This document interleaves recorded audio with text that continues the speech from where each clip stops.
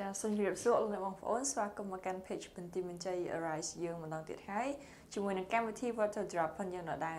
cha lượng này từng ốc như sắc sờ vai đấy ok đi chậm phần thì ok chẳng sự không thay lượng này từng ốc như sắc sờ vai từng ốc như ná ok chẳng ngày nay dân là thua ca bằng to mấy riêng mà dương đây ngày nay dân miền riêng power voice có đôi chia riêng my precious book reading để dương miền ca storytelling pi nét group phần dương đây là dương pi the Red Sea đôi chân nòng chương phần dương hàng lơ năng trắng ok trắng hai năng miền riêng pi new English vocabulary words ok trắng ngày nay của đời xa tapi mình xem mấy những ban riêng pi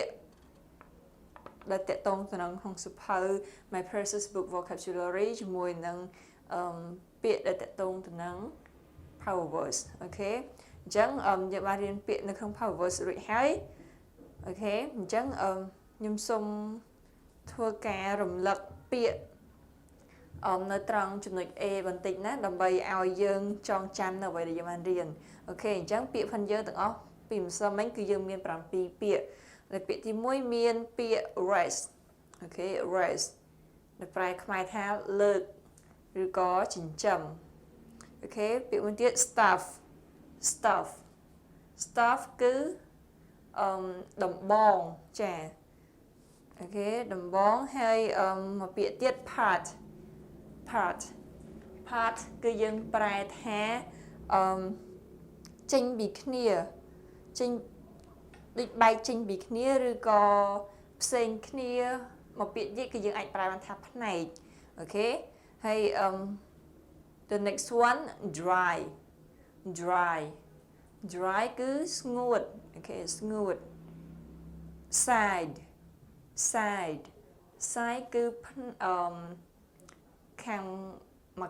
khang rồi có một biệt gì dương ảnh bàn bài bàn ha khang chồng ok rồi có khang kiên ấy chẳng máu ok the next one miracle ok miracle nó cứ được áp phu the head chà áp phu the head bộ bài số áp đó được head ca nó được việc nghi cả làng tề phần tái định dương sự không tham ngày nào mỗi bên cả làng chẳng hạn nắng I hope it has miracle something like that okay the last one mankind cái dương ảnh bài bàn thép manusia ok năng cái chữ bịa bằng bịa đại tệ tông từ nó không sụp hơi my precious book hay năng power verse ok so cùng ai khác bây giờ dương cho tiền power verse tiếng ốc này đầm bay dương che được power verse phần dương ok chẳng ở power verse phần dương ngày nay cái dương mà đợi sang chính pi sụp hơi Jeremiah tiệt hai ok bằng tay lựa này dương vô nơi trong chapter 32 ok nơi chụp bút từ 32 mà đòn like verse 27 ok nơi trong kho một phải bằng pi ok chẳng ở nhầm sum an anh tích Jeremiah chapter 32 verse 27 I am the Lord the God of all mankind. Is anything too hard for me? Okay. Okay, please read some row and Dixon.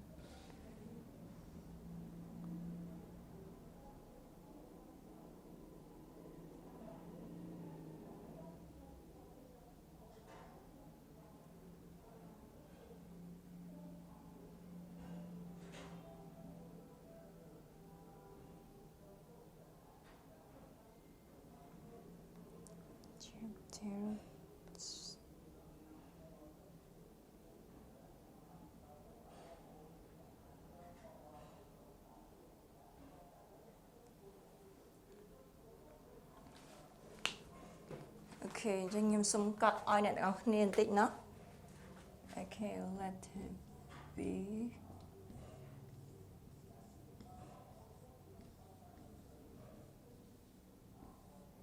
Ok, power verse. Ok, power verse này đừng khai thế.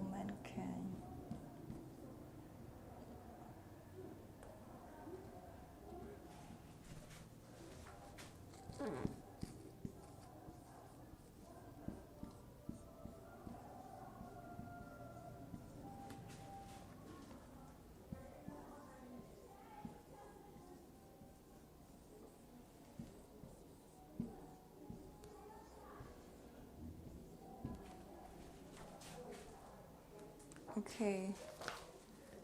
ចាអញ្ចឹងនឹងគឺជា power voice ផងយើង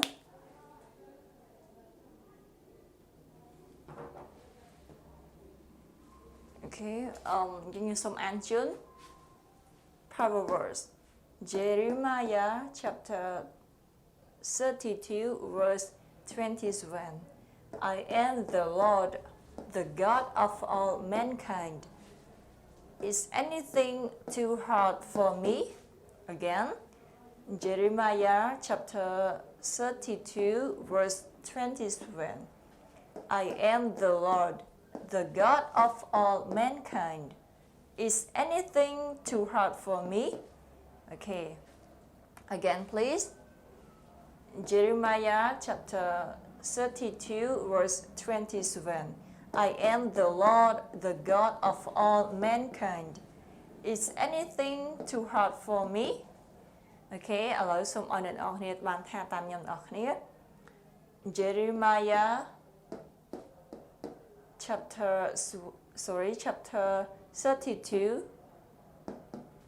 verse 27. I am the Lord,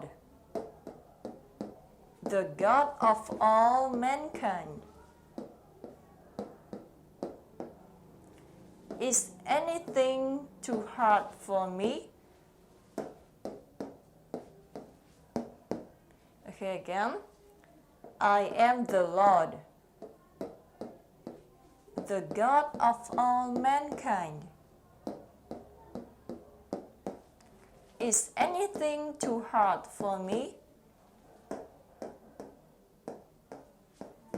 Okay, good job. ឥឡូវយើងថាវាទាំងអស់គ្នាម្ដងណា Okay, so we read together, please. Okay, 1, 2, 3. Jeremiah chapter 32, verse 27. I am the Lord, the God of all mankind. Is anything too hard for me? Okay.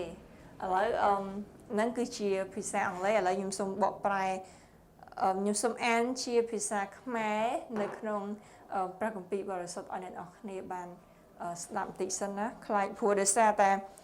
នៅក្នុងនេះយើងអាចប្រែវាបានប៉ុន្តែពាក្យខ្លះគឺយើងអាចប្រែវាទៅតាមព្រះគម្ពីរអញ្ចឹងតតែយើងបើកក្នុងសៀវភៅព្រះគម្ពីរបានយើងដឹងថាពាក្យហ្នឹងគេប្រែថាម៉េចអូខេអញ្ចឹងខ្ញុំសូមអានឲ្យអ្នកនរគ្នាអូខេយេរេមៀជំពូកទី32ខ27មើលអញនេះជាព្រះយេហូវ៉ាជាព្រះនៃគ្រប់ទាំងសាច់តើមានការអ្វីដែលពិបាកពេកដល់អញដែរឬអូខេហ្នឹងគឺជាខ្មែរខ្ញុំសូមអានម្ដងទៀតយេរេមៀជំពូកទី32ខ27មើលអញនេះជាព្រះយេហូវ៉ាជាព្រះនៃគ្រប់ទាំងសាច់តើមានការអ្វីដែលពិបាកពេកដល់អញដែរឬអូខេអញ្ចឹងខ្ញុំសូមបញ្យល់ខនេះបន្តិចអូខេអានេះតាមដែលខ្ញុំយល់គឺបើយើងមើលទៅតាមអ្វីដែលខគម្ពីរនេះប្រាប់អញ្ចឹងនេះគឺជាព្រះបន្ទូលរបស់ព្រះជាម្ចាស់ដែលទ្រង់បាននិយាយថាអញគឺជាព្រះអូខេអញ្ចឹងហើយបើយើងមើលថាក្នុងនេះដូចទ្រង់បានសួរថាតើមានអ្វីដែលពិបាកពេកសម្រាប់ទ្រង់ឬអត់អញ្ចឹងយើងគិតមើលថាព្រះជាម្ចាស់គឺជាអ្នកបង្កើតផ្ទៃមេឃនិងផែនដីបង្កើតគ្រប់សពទាំងអស់អញ្ចឹងតើដូចមានអីទៀតដែលវាពិបាកសម្រាប់ទ្រង់ព្រោះទ្រង់ជាអ្នកសំបីតារបស់ដែលយើងកំពុងតែនៅរស់នៅលើវាសពថ្ងៃហ្នឹងក៏ទ្រង់ជាអ្នកបង្កើតដែរអញ្ចឹងតើមានអីផ្សេងទៀតអត់ដែលថាទ្រង់អាចធ្វើបានអូខេនឹងគឺជាអ្វីដែលនៅក្នុងខគម្ពីរនេះបានប្រាប់អញ្ចឹងនៅពេលដែលយើងមានការលំបាកនៅពេលដែលយើងមានរឿងអីកើតឡើងអីអញ្ចឹងបើសិនជាយើងសុំទៅព្រះជាម្ចាស់ឲ្យទ្រង់ជាអ្នកដោះស្រាយគឺវានឹងអាចទៅរួចដោយសារតែទ្រង់ជ្រាបដឹងគ្រប់ការទាំងអស់ហើយទ្រង់គឺជាអ្នកបង្កើតអ្វីនៅលើផែនដីទាំងអស់រួមទាំងយើងផងដែរអូខេអញ្ចឹងនឹងគឺជា meaning of the verse ok hay ở lỡ dương là thôi ca an không pin thì mà đón tiết rồi mà tọt máu dương trôi từ đạp rương đai này tiên đai này cừu phần dương đây là gì pi về để mua xe quạt quạt đặc nom phụ ri Israel từ càng số một cái hòm hay về trường tra ban thua kịch ca dạng ở cha xâm rạp phụ quạt từng ở năng ok chẳng dừng nâng ban start là bền tịch tiết phần tay là nó dừng xong an organization ok Jeremiah chapter 32 verse 27 okay start I am the Lord the God of all mankind is anything too hard for me okay good job lỡ dân cọt đi xin tới bây giờ toàn mình cọt dân cọt đi xin tới đầm bay ao dân về là từ một tiết dân miên ca thua làm hát để tôn từ năng power voice phần dưới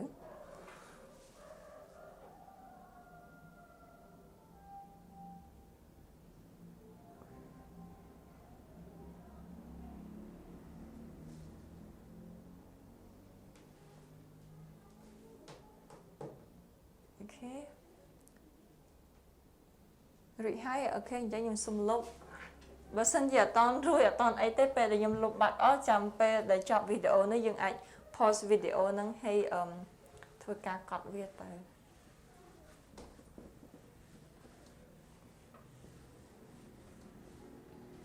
ok cho nhung xung an chỉ bị sạc mai mà đón tiết nát đầm bầy giờ bàn chạm ok Jeremiah ជំពូកទី32ខ27មើលអញនេះជាព្រះយេហូវ៉ាជាព្រះនៃគ្រប់ទាំងសាច់តើមានការអ្វីដែលពិបាកពេកដល់អញឬដែរឬអូខេចឹងនឹងគឺជាខ7ជាភាសាខ្មែរអូខេឥឡូវយើង let's move to letter C let's talk about my precious book reading. Okay, now we're gonna listen to our teachers that they're gonna tell us about the story of the Red Sea. Okay, chẳng giờ năng đáp ở này câu phần dưới đây là về bị tận tôn từ năng riêng số một bò cỏ hồng. Okay, chẳng xung lên ở kia ban từ tu sná năng đáp nơi ở đây này câu quạt ban này tiên là dân ở kia. សូមជម្រាបសួរដល់អស់លោកអ្នកបងប្អូនទាំងអស់គ្នាដែលកំពុងតាមដានទស្សនានៅក្នុង page បន្ទាយមិនចេះអរ៉ៃជាមួយនឹងការនិទានរឿងនៅក្នុងសៀវភៅ My Precious Book ដែលដកស្រង់ចេញពីព្រះគម្ពីរហើយនៅថ្ងៃនេះនាងខ្ញុំអ៊ុនរក្សានឹងនិទានរឿងជាភាសាខ្មែរចាចំណែកនាងខ្ញុំខុននិទានរឿងជាភាសាអង់គ្លេសចាអញ្ចឹងសង្ឃឹមថាបងប្អូននិងពុកម៉ែបងប្អូនទាំងអស់គ្នាសុខសប្បាយហើយតើអ្នកគ្រូមានសុខទុក្ខឬសុខសប្បាយជាទេ ចាចំណែកនេះខ្ញុំអរគុណច្រើនអ្នកគ្រូនេះខ្ញុំគឺសុខសប្បាយធម្មតាចាចំណែកអ្នកគ្រូវិញខ្ញុំដូចគ្នាដែរសុខសប្បាយដូចគ្នាហើយអរគុណព្រះអង្គដែរប្រទានព្រះពរសម្រាប់ខ្ញុំហើយប្រទាននៅឲ្យខ្ញុំមានខ្យល់ដកដង្ហើមរស់នៅបន្តទៀតអរគុណព្រះអង្គចាអញ្ចឹងកុំឲ្យខាត់ពេលយូរឥឡូវនេះយើងនឹងដល់ការនិទានរឿងតែម្ដងសង្ឃឹមថាបងប្អូនអរគ្នាចាំសាច់រឿងកាលពីសប្តាហ៍មុនដែលយើងបាននិទានរឿងឥឡូវនេះខ្ញុំចង់ឲ្យអ្នកគ្រូខុនគាត់ រំលឹកសាច់រឿងរបស់យើងកាលពីសប្តាហ៍មុនចាសូមជ័យអ្នកគ្រូចាអញ្ចឹងនេះខ្ញុំខុនសូមជម្រាបសួរសាជាថ្មីម្ដងទៀតដល់អ្នកបងប្អូនដែលកំពុងតាមដានទស្សនានៅក្នុង page បន្ទាយមិនចេះរ៉ៃរបស់យើងចាហើយថ្ងៃនេះផងដែរគឺនាងខ្ញុំនឹងរំលឹកនៅសាច់រឿងរបស់យើងខ្លះៗកាលពីសប្តាហ៍មុនដើម្បីជូនដល់អ្នកបងប្អូនជាសម្ដាប់ផងដែរចាចាអញ្ចឹងដោយដែលយើងបានរៀនហើយគឺយើងរៀនតេតងនឹងស្ដេចផារ៉ោន ចាជាមួយនឹងម៉ូសេដែលផារ៉ោនគឺជាស្ដេច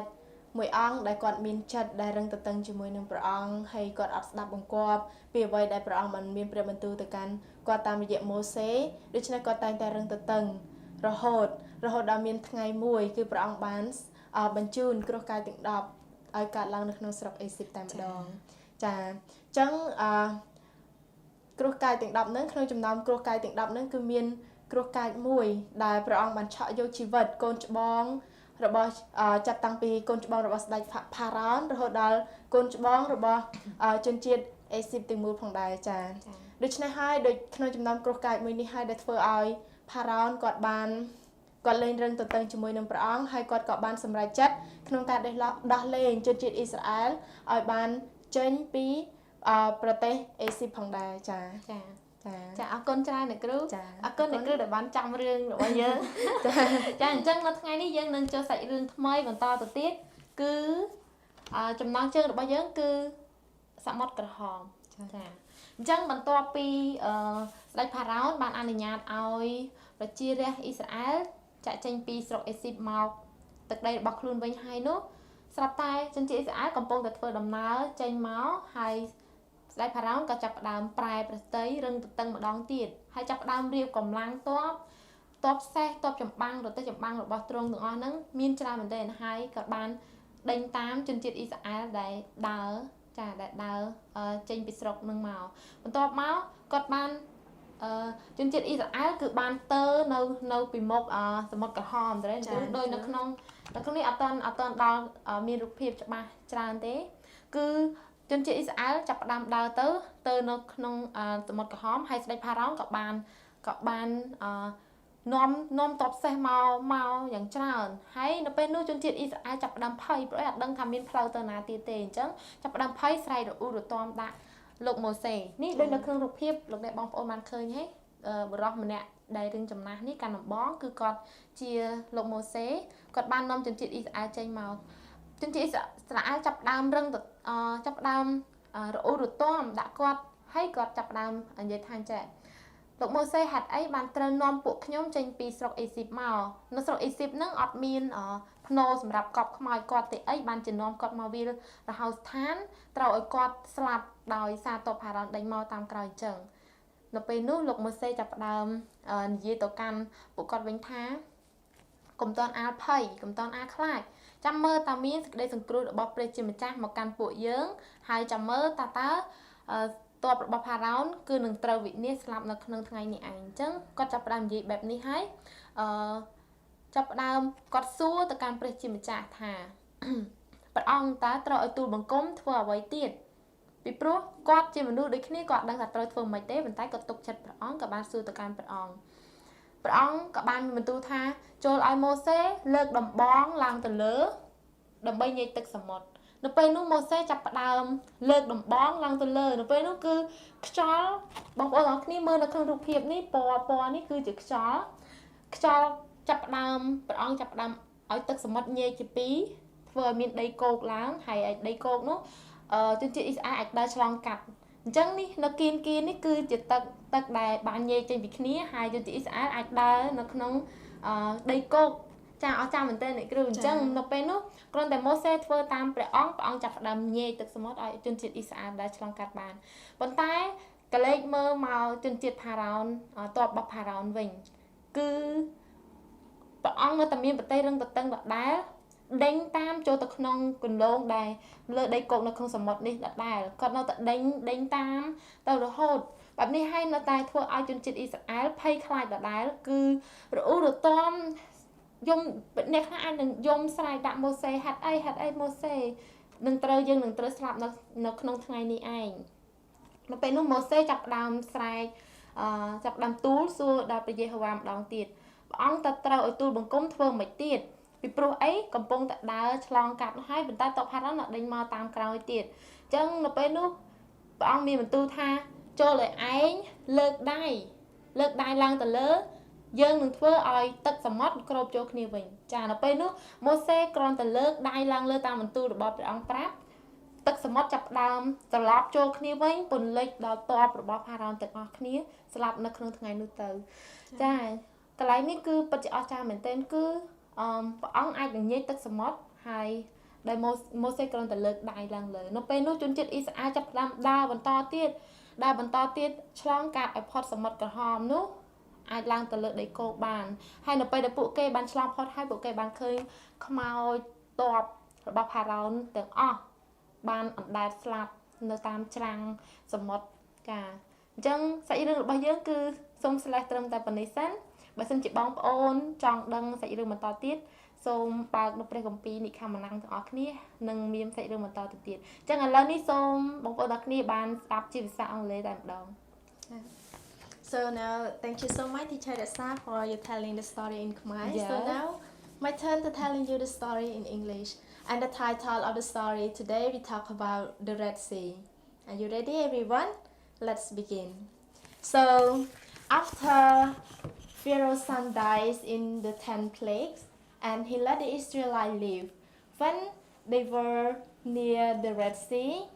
and after that, Pharaoh, he changed his mind. And then he chased after them. When the Israelites saw Pharaoh's chariots, yes, this is the Israelites. Yes, they saw Pharaoh chariots and they were terrified. But you know what happened next? God told Moses, this man is Moses, and God told him to raise his staff toward the Red Sea. And then God, he sent a strong wind. Yes, this is a very strong wind, like you see in this picture. And God sent a very strong wind and part the sea. And after that, the dry path appears, and the Israelites walked into the Red Sea. Yes, this is the Red Sea. Yes, and this is the Israelite, and they can walk into the Red Sea. And after that, do you know what happened next? And suddenly there was like a wall of waters on each side of them. Yes, this is the wall of waters.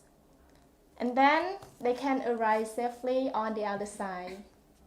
So at that time, when Pharaoh saw the Israelites,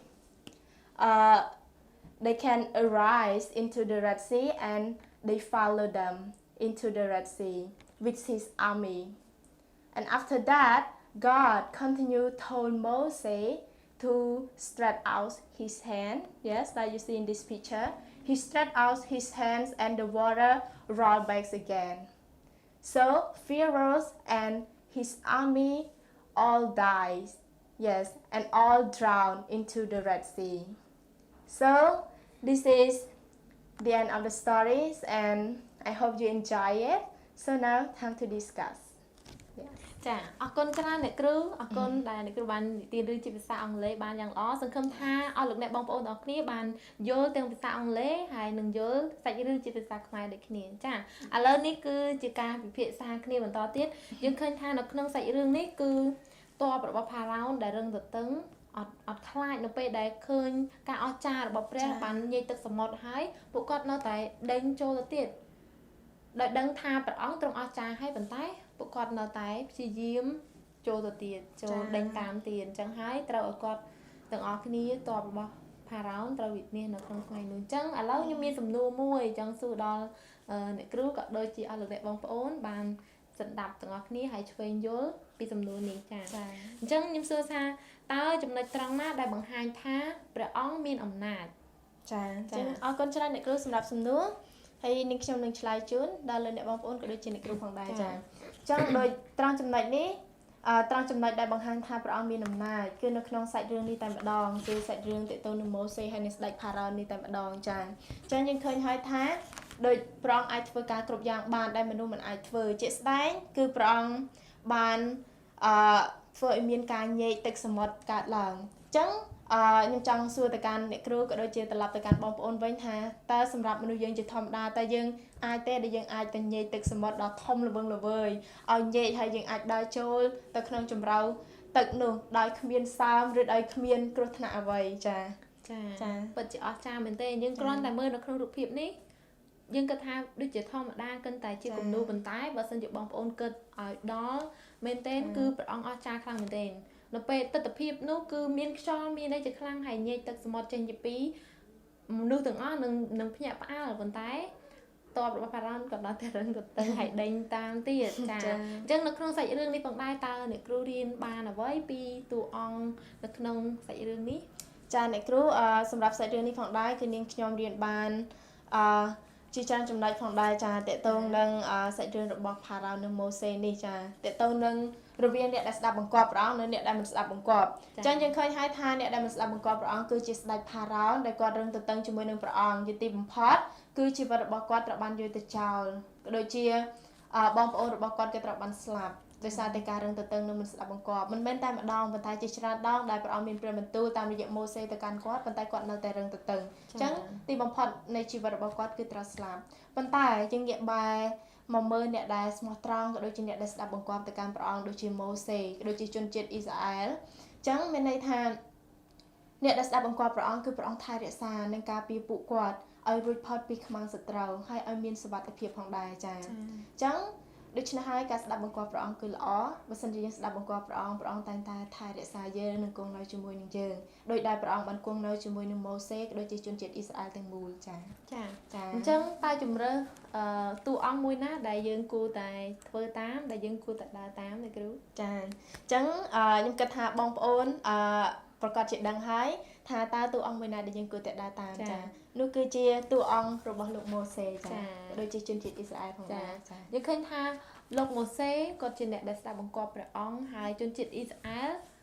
ថ្មីបើនៅក្នុងនេះគឺគាត់រអ៊ូរទាំច្រើនមែនទេប៉ុន្តែគាត់នៅតែស្ដាប់គាត់នៅតែធ្វើតាមម៉ូសេជាអ្នកដឹកនាំគាត់ដដែលអញ្ចឹងយើងអាចរៀនបានពីពួកគាត់គឺត្រូវតែស្ដាប់បង្គាប់អ្នកដឹកនាំហើយអ្នកដឹកនាំនោះគឺជាអ្នកដឹកនាំដែលស្ដាប់បង្គាប់ព្រះបន្តទៅទៀតហើយស្ដាប់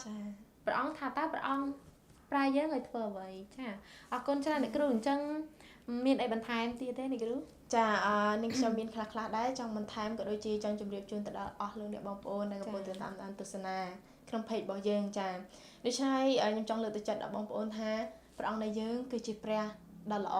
ហើយព្រះអង្គអាចធ្វើគ្រប់ការទាំងអស់បានដែលមនុស្សមិនអាចធ្វើបានហើយមួយវិញទៀតគ្មានសេចក្តីអ្វីដែលព្រះអង្គមិនអាចធ្វើទៅកើតនោះទេដូច្នេះហើយសូមចូលទុកចិត្តព្រះអង្គហើយមួយទៀតបើសិនជាយើងមានការភ័យខ្លាចនៅក្នុងជីវិតឬក៏យើងមានការលំបាកផ្សេងអញ្ចឹងយើងអាចអធិដ្ឋានឬយើងអាចអំពាវនាវទៅកាន់ព្រះអង្គដើម្បីសុំជំនួយពីទ្រង់ដូច្នេះយើងនឹងប្រទានបាននូវជំនួយយ៉ាងពិតប្រាកដចា៎ដូច្នេះហើយមួយទៀតតេតូននឹងការជួយរបស់ព្រះអង្គមិនដែលយឺតពេលម្ដងណានោះឡើយសម្រាប់ជីវិតយើងចា៎ចឹងអរគុណអ្នកគ្រូព្រះអង្គអត់ដែលជួយយើងឲ្យយឺតពេលរហូតដល់យើងស្លាប់ទេដោយនៅជនជាតិអ៊ីស្រាអែលគាត់តល់ច្រកមែនទេសមុទ្រគាត់ដឹងថាត្រូវធ្វើមិនអាចហែលទៅបានទេអត់អាចព្រោះអីសមុទ្រធំខ្លាំងណាស់ចឹងហើយព្រះអង្គជួយតន់ពេលវេលាតផារ៉ោនដេញមកគឺដេញអត់តន់ទេអញ្ចឹងហើយព្រះអង្គបាននិយាយទឹកសមុទ្រឲ្យជនជាតិអ៊ីស្រាអែលនេះគឺជាដំណោះស្រាយដ៏ល្អហើយអស្ចារ្យខ្លាំងមែនទែនអញ្ចឹងអរគុណដល់អស់លោកអ្នកបងប្អូនទាំងអស់គ្នាដែលបានចំណាយពេលវេលាដ៏មានតម្លៃក្នុងការស្ដាប់ការនិទានរឿងរបស់យើងខ្ញុំទាំងអស់គ្នានេះមិនមែនជាការនិទានរឿងគ្រាន់តែជាអ្វីដែលយើងខ្ញុំបានដកស្រង់យកមកទេប៉ុន្តែជាព្រះបន្ទូលដ៏ពិតដែលចេញពីព្រះគម្ពីរនេះតែម្ដងចា៎អរគុណច្រើនអស់លោកអ្នកបងប្អូនទាំងអស់គ្នាបើសិនជាបងប្អូនទាំងអស់គ្នាចង់ដឹងរឿងបន្តទៀតសូមតាមដានជាមួយនឹង page របស់យើងនឹងមានការនិទានរឿងបន្តទៅទៀតចា៎អរគុណច្រើននៅពេលនេះយើងខ្ញុំទាំងពីរនាក់សូមអរគុណសូមជម្រាបលាសូមព្រះប្រទានពរអូខេយ៉ាងមិនដែរក្រោយពីបានទស្សនាក៏ដូចជាស្ដាប់នៅអ្វីដែលអ្នកគ្រូផនយើងគាត់បាននិទានរឿងឲ្យអ្នកនរគ្នាស្ដាប់អញ្ចឹងគាត់បានប្រាប់យើងរួចហើយតកតងទៅនឹងការដ៏អស្ចារ្យដែលព្រះជាម្ចាស់ទ្រង់បានធ្វើតកតងទៅនឹងសមុទ្រក្រហមដែលគាត់ដែលទ្រង់បានធ្វើឲ្យសមុទ្របានញែកចេញពីគ្នាដើម្បីឲ្យប្រជាជនអ៊ីស្រាអែលបានឆ្លងចូលមកក្នុងទឹកដីមួយទៀតដែលតកតងទៅនឹងដូចឲ្យសមុទ្រញែកចេញពីគ្នាដើម្បីមានផ្លូវដើម្បីឆ្លងមកកាន់ the dry land okay the dry land ដូចខ្ញុំបាន example ហ្នឹង dry land គឺដីស្ងួតអញ្ចឹងបើសិនថាសមុទ្រអត់បានញែកចេញពីគ្នាទេគឺពួករាជអ៊ីស្រាអែលអត់បានឆ្លងមកអញ្ចឹងព្រះជាម្ចាស់បានប្រើដូចម៉ូសេគាត់បានប្រើដំបងរបស់គាត់ដើម្បីឲ្យព្រះជាម្ចាស់ធ្វើការញែកទឹកសមុទ្រហ្នឹងចេញពីគ្នាដើម្បីឲ្យពួកអ៊ីស្រាអែលបានឆ្លងបានអូខេអញ្ចឹងនឹងគឺជាអ្វីដែលយើងបានរៀនហើយយើងកលេចមើលទៅthe three important point ផងយើងអញ្ចឹងមានទី1 the first one God can do the impossible អូខេអញ្ចឹងគេប្រាប់ថាព្រះជាម្ចាស់ទ្រង់អាចធ្វើរឿងដែលមិនអាចទៅរួចបានអូខេអញ្ចឹងយើងគិតមើលបើសិនជាថាយើងជាមនុស្សធម្មតាយើងអាច part the Red Sea បានអូខេអញ្ចឹងយើងជាមនុស្សធម្មតាយើងអាច ដូចបំបែកសមុទ្រចេញជាពីរបានអត់ញែកសមុទ្រចេញជាពីរបានអត់អូខេអញ្ចឹងយើងអាចធ្វើបានទេត្រូវអត់ប៉ុន្តែព្រះជាម្ចាស់ទ្រង់អាចធ្វើបាន Okay and the second one nothing is too hard for God អញ្ចឹងគេប្រាប់ថាគ្មានអ្វីដែលវាពិបាកពេកសម្រាប់ព្រះជាម្ចាស់នោះទេអូខេ and the last one when something looks scary or hard we can pray and God will help us អូខេនៅពេលដែលអ្វីដែលយើងមើលទៅដូចជាគួរឲ្យភ័យខ្លាចឬក៏ពិបាកពេកសម្រាប់យើងគឺយើងអាចអធិដ្ឋានទៅកាន់ព្រះជាម្ចាស់ដើម្បីឲ្យទ្រង់នឹងជួយយើងអូខេអញ្ចឹងនឹងគឺជាអ្វីដែល the three important points ប្រាប់យើងនៅក្នុង story ហ្នឹងអូខេអញ្ចឹងយើងអាចមើលតាមរយៈរឿងនឹងបានថាពេលដែលម៉ូសេគាត់បាននាំពួកអ៊ីស្រាអែលទៅកាន់ត្រូវឆ្លង Red Sea ហ្នឹងគឺគាត់អត់ដឹងធ្វើម៉េចទេអញ្ចឹងពេលហ្នឹងគាត់មានការលំបាកហើយអញ្ចឹងគាត់មានតាដូចដាក់ដំបងហើយអធិដ្ឋានទៅព្រះជាម្ចាស់ដើម្បីឲ្យព្រះជាម្ចាស់ជួយគាត់អញ្ចឹងព្រះជាម្ចាស់បានជួយគាត់ដើម្បីឲ្យញែកទៅសមុទ្រចេញបានដើម្បីឲ្យគាត់បានឆ្លងអូខេហ្នឹងគឺជាជាក់ស្ដែងដែលនៅក្នុងរឿងនឹងប្រាប់អូខេអញ្ចឹងនឹងគឺជា my precious book reading ផ្នែក C okay so let's move to letter D okay letter D we're gonna study about the new English vocabulary words okay we're gonna study 5 words only today okay so we have walk run take a bus drive a car and ride a motorcycle okay so let's get started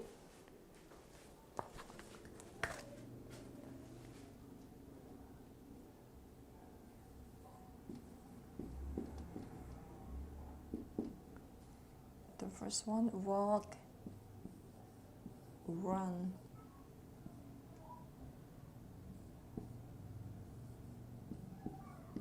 take a bus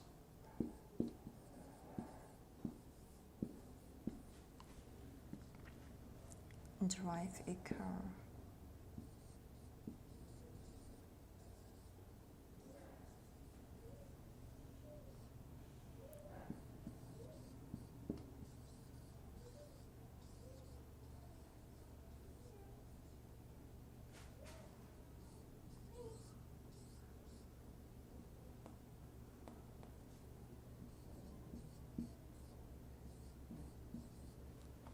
okay so នេះគឺជាអ្វីដែលយើងត្រូវរៀនអញ្ចឹងយើងមាន5ពាក្យអូខេខ្ញុំភ្លេចប្រាប់អូខេ sorry ខ្ញុំភ្លេចប្រាប់ចំណងជើងតូចផងយើងគឺចំណងជើងតូចផងយើងគឺជាមើលនៅក្នុងមេរៀនទី18ចំណងជើងធំផងយើងគឺ the Red Sea អូខេ and ចំណងជើងតូចគឺ transportation អូខេអញ្ចឹងយើងនឹងបានរៀនតកតងទៅនឹងការធ្វើដំណើរអូខេអញ្ចឹងយើងពេលដែលយើងទៅណាអញ្ចឹងស្រួលเนาะថានេះគេហៅអីគេអានេះគេហៅមិនអីអញ្ចឹងអូខេអញ្ចឹងពាក្យផងយើងមានអូខេ the first one walk run take the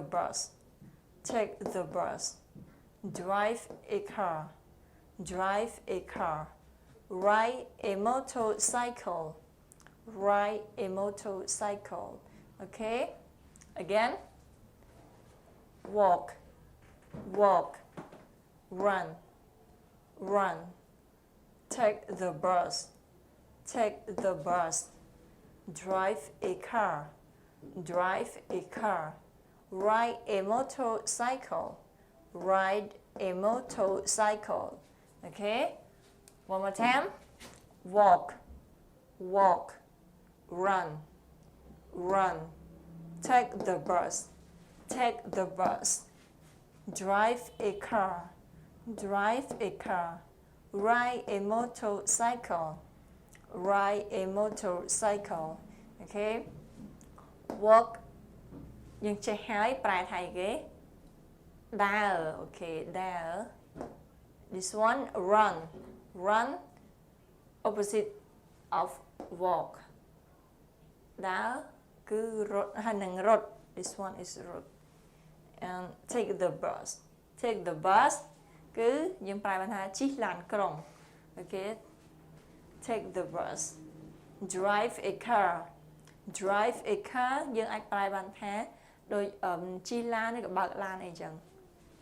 Okay យើងប្រែបានថាបើកឡាន Okay. Ride a motorcycle. Ride a motorcycle យើងប្រែវាបានថាជិះម៉ូតូ Okay ជិះម៉ូតូ Okay so ខ្ញុំសូមឲ្យអ្នកនរគ្នាថាតាមខ្ញុំទាំងអស់គ្នា walk walk run run take the bus take the bus drive a car drive a car ride a motorcycle ride a motorcycle Okay good job ឥឡូវខ្ញុំនឹងធ្វើការបង្កើតជា sentences ឲ្យអ្នកនរគ្នាដើម្បីឲ្យអ្នកនរគ្នាយល់កាន់តែច្បាស់ថាពាក្យហ្នឹងគួរតែប្រើម៉េច Okay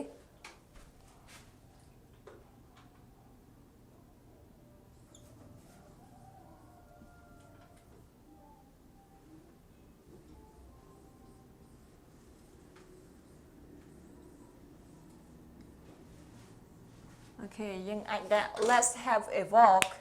Let's have a walk គឺយើងអាចប្រែវាបានថាដូចតោះដើរលេងអីចឹងតោះដើរ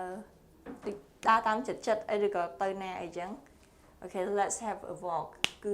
វាដូចយើងព្រួលគេដូចយើងចង់ដើរអញ្ចឹងយើងអាចនិយាយពាក្យហ្នឹងបាន let's have a walk Okay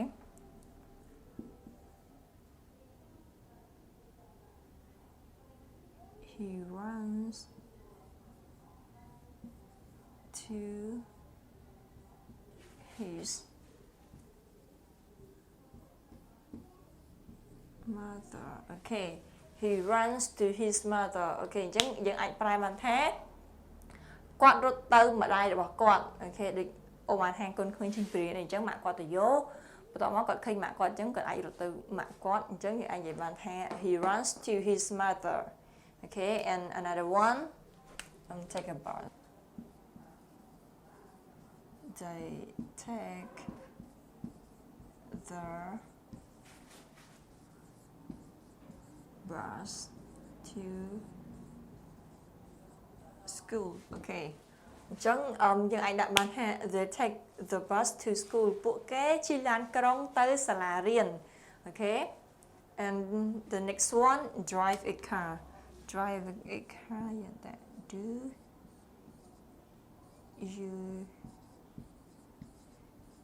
know how to drive a car Okay ចឹងយើងដាក់ Do you know how to drive a car ដូចយើងសួរគេថាតើអ្នកឯងដឹងថាដូចយើងអាចប្រែថាបើស្រួលស្ដាប់ទៅដូចអ្នកឯងចេះបើកឡានអត់ Okay តើអ្នកឯងចេះបើកឡានអត់ឬតើអ្នកចេះបើកឡានឬក៏អត់Okay អញ្ចឹងយើងអាចសួរគេអញ្ចឹងបាន Do you know how to drive a car Okay and the last one sentence របស់យើង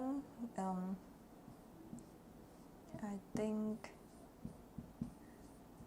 យើងអាចកត់វាបដាទៅ I think we can ride a motorcycle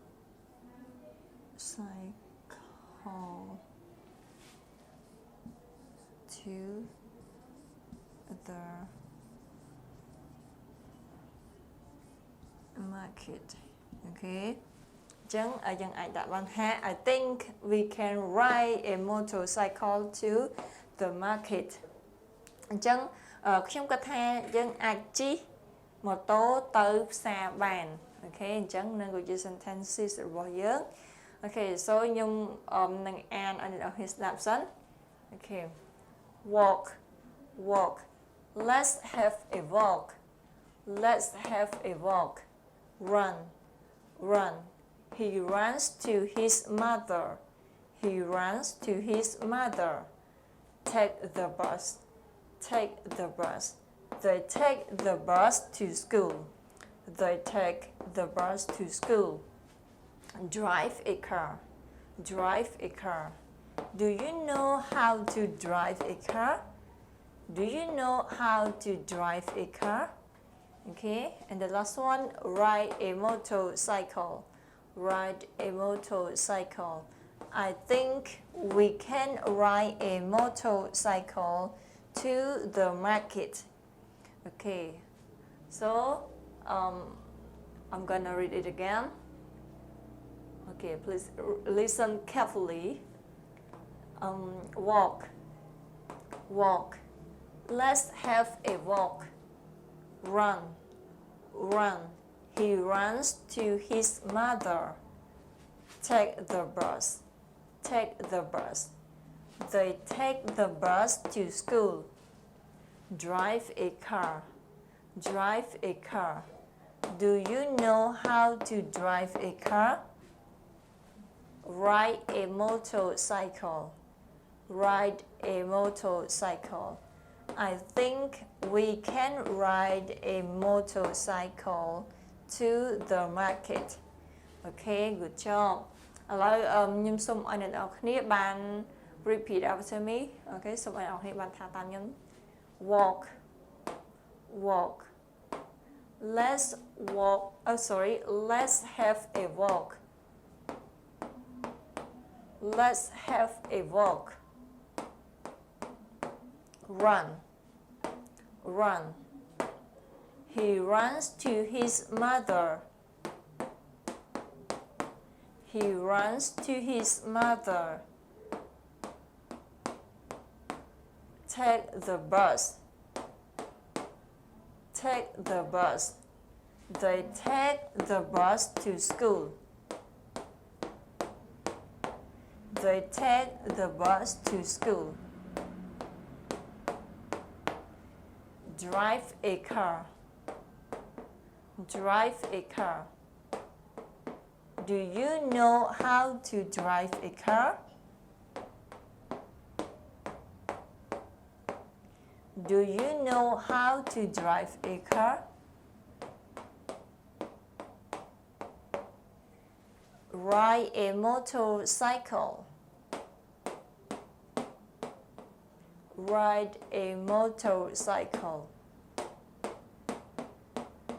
I think we can ride a motorcycle to the market.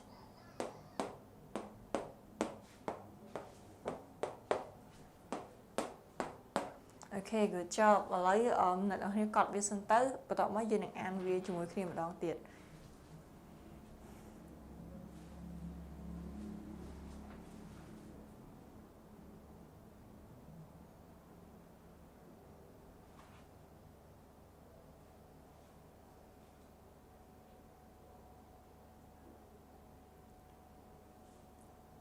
Okay, អញ្ចឹងយើងសល់2មេរៀនទៀតចាប់សភៅមួយកបាននេះហើយយើងនឹងសល់20មេរៀនទៀតយើងនឹងធ្វើការបញ្ចប់ water drop ផងយើង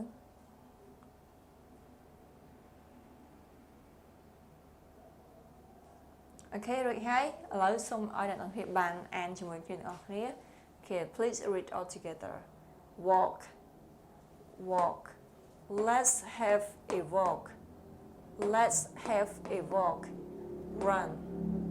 Run. He runs to his mother. He runs to his mother. Take the bus. Take the bus. They take the bus to school.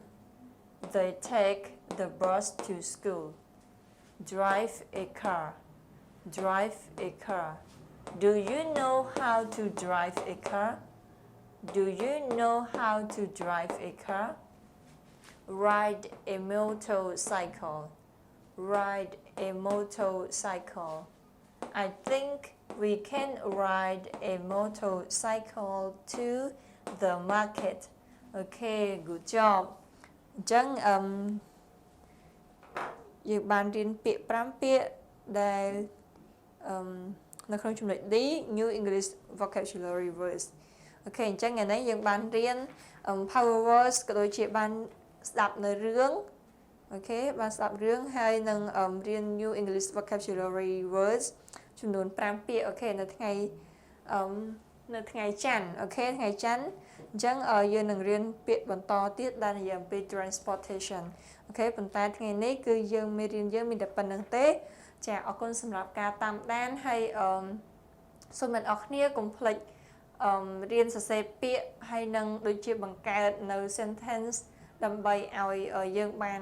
ចាំនៅអ្វីដែលយើងរៀនអញ្ចឹងកុំឲ្យយើងភ្លេចយើងសរសេរវាដដែលទៅអូខេអញ្ចឹងសូមអរគុណសម្រាប់ការចូលរួមសូមជម្រាបលាសូមព្រះប្រទានពរ